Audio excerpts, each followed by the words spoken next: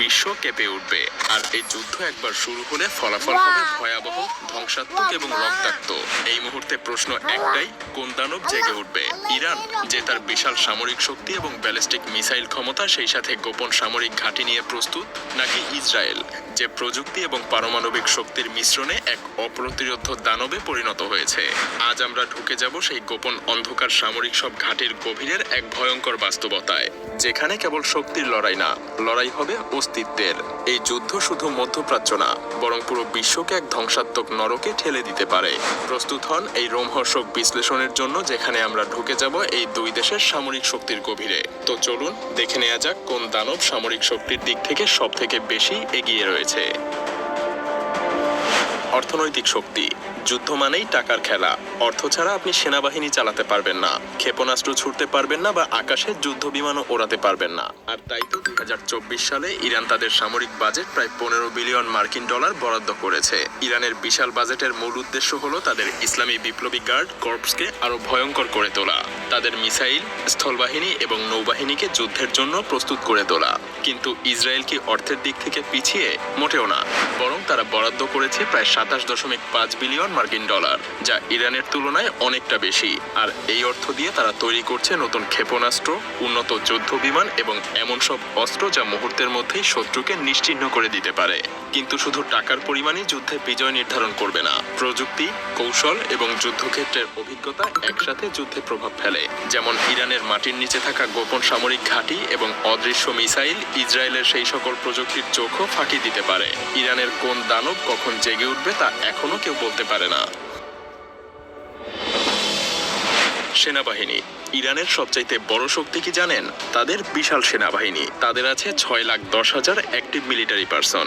এর মধ্যে 3,50,000 সেনা নিয়মিত বাহিনীতে আর 1,90,000 সেনা সদস্য আইআরজিসিতে নিয়োজিত, যারা সবসময় প্রস্তুত যে কোনো বিপর্যয়ের জন্য।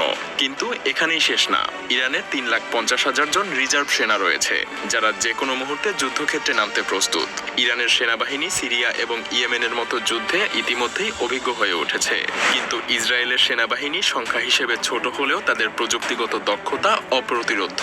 তাদের সক্রিয় সেনাবাহিনী 1,69,500 সদস্য নিয়ে গঠিত, কিন্তু রিজার্ভ বাহিনী 4,65,000, যা যে কোনো যুদ্ধের সময় দ্রুত মাঠে নামার জন্য প্রস্তুত। তাই বলাই যায় এখানে ইরানের সেনারা সংখ্যার দিক থেকে অনেকটা এগিয়েই আছে।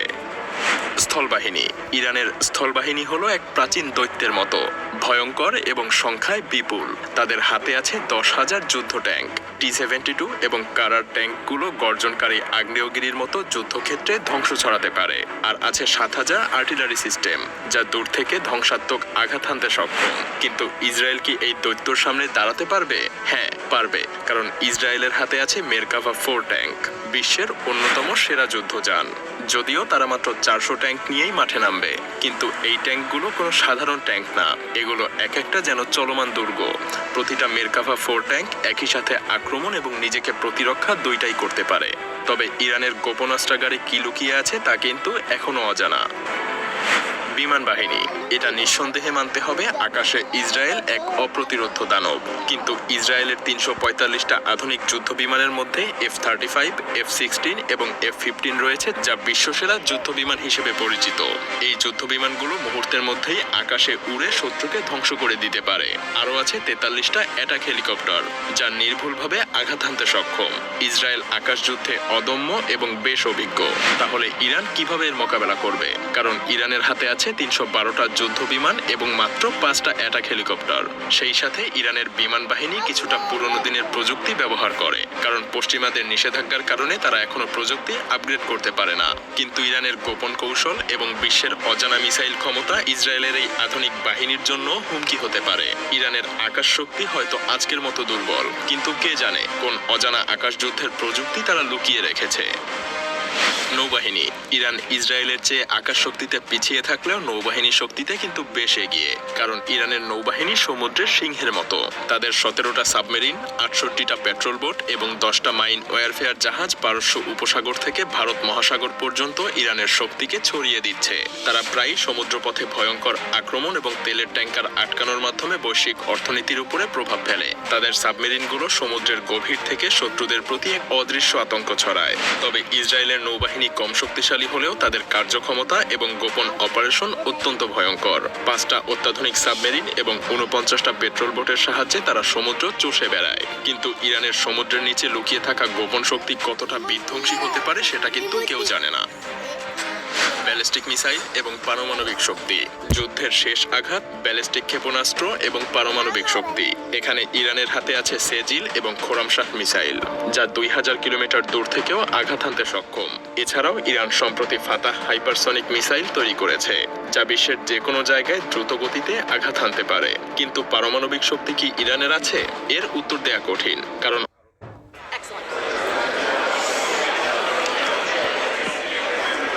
Wonderful. All right, everybody, we're going to get started. I want to leave as much time for questions from the audience. This, maybe more than any other panel, is a discussion that I've put together for really for the benefit of the people in the room. So please, just as you're listening to our panelists. 2022 সালের শুরুতে শুরু হয়েছে। এই ধরনের missile storage প্রস্তুত করতে সর্বোচ্চ 1 বছর সময় লাগে। অতএব বলা যায় যে এই মিসাইল ইতিমধ্যে প্রস্তুত হয়ে গেছে, তবে এর সুরক্ষার কথা চিন্তা করে গোপনীয়তা বজায় রাখা হয়েছে। ভৌগোলিকভাবে বাংলাদেশের জন্য এই ধরনের 4টি মিসাইল স্টোরেজ প্রয়োজন। সম্প্রতি সেনাবাহিনী 4টি কমান্ড সেন্টার প্রস্তুত করবে। প্রত্যেকটি কমান্ড সেন্টার স্বাধীনভাবে কাজ করবে এবং প্রত্যেকটি কমান্ড সেন্টারের আওতায় একটি করে ভূগর্ভস্থ মিসাইল লঞ্চ থাকবে। এটা আশা করা হচ্ছে যে 2030 সালের মধ্যেই বাংলাদেশ আরও 4টি আন্ডারগ্রাউন্ড মিসাইল বেস তৈরি করতে পারবে, কারণ এখনও প্রায় 5 থেকে 6 বছর সময় রয়েছে। বাংলাদেশ সেনাবাহিনী ইতিমধ্যেই বড় বড় ব্যালিস্টিক মিসাইল ভরযুক্ত করতে যাচ্ছে। তবে অনেক রিপোর্টে বলছে ইতিমধ্যে বাংলাদেশ সেনাবাহিনী বেশ কিছু বড় বড় ব্যালিস্টিক মিসাইল পেয়েছে এবং এই সমস্ত মিসাইলগুলো বাংলাদেশ সেনাবাহিনীর হাতে থাকার কারণে বাংলাদেশ খুবই সহজে মায়ানমারের হুমকি মোকাবেলা করতে পারছে। বাংলাদেশ সেনাবাহিনী বড় ব্যালিস্টিক মিসাইলের ব্যাটারি চট্টগ্রামে স্থাপন করবে, কারণ চট্টগ্রাম থেকে মায়ানমারের মোকাবেলা করা যাবে। একটি ব্যাটারিতে 6টি মিসাইল লঞ্চার থাকে এবং অন্যদিকে 2টি ব্যাটারি তৈরি করা হবে দেশের মধ্য অঞ্চলে। যখন যে অঞ্চলে প্রয়োজন হবে সে অঞ্চলে হামলা করা হবে। বাংলাদেশ সর্বমোট 1 রেজিমেন্ট অর্থাৎ 18টি মিসাইল লঞ্চার তৈরি করবে। এই ব্যাটারি মাত্র 10 মিনিটে মিসাইল লঞ্চ করে সেগুলোকে ফের ব্যবহার করা যাবে।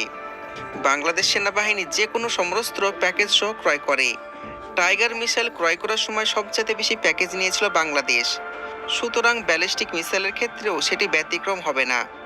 টাইগার মিসাইল ক্রয় করার সময় বাংলাদেশ 400টি মিসাইল কিনেছিল। এই ক্ষেত্রে মিসাইল লঞ্চার ছিল 36টি, অর্থাৎ প্রতিটি লঞ্চারের জন্য 11টি করে মিসাইল পেয়েছিল বাংলাদেশ। এছাড়া বোরা ব্যালিস্টিক মিসাইলের ক্ষেত্রে বাংলাদেশ 4 থেকে 5টি ব্যাটারি পাবে, সুতরাং 70 থেকে 90টি মিসাইল পাবে বাংলাদেশ। এরকম 90টি বোরা ব্যালিস্টিক মিসাইল দিয়ে শত্রুপক্ষের 30টি ঘাঁটি ধ্বংস করা সম্ভব হবে এবং ব্যালিস্টিক মিসাইলের কারণে রাখাইন রাজ্যসহ মায়ানমারের বেশ কয়েকটি রাজ্য নিরাপদে থাকবে না। ফোর্স গোল 2030-এর আওতায় সমস্ত লক্ষ্য আস্তে আস্তে পূর্ণ করছে বাংলাদেশ সেনাবাহিনী। এছাড়া বিমান বাহিনী অস্ত্র কেনা শেষ করবে 2028 সালের মধ্যে। কিন্তু আপনারা জানলেন যে বাংলাদেশ সেনাবাহিনী মাটির নিচেও মিসাইল বেস প্রস্তুত করছে। যদি আজকের ভিডিও ভালো লেগে থাকে ভিডিওতে লাইক করুন, চ্যানেলকে সাবস্ক্রাইব করুন। দেখা হচ্ছে পরবর্তী ভিডিওতে। ধন্যবাদ।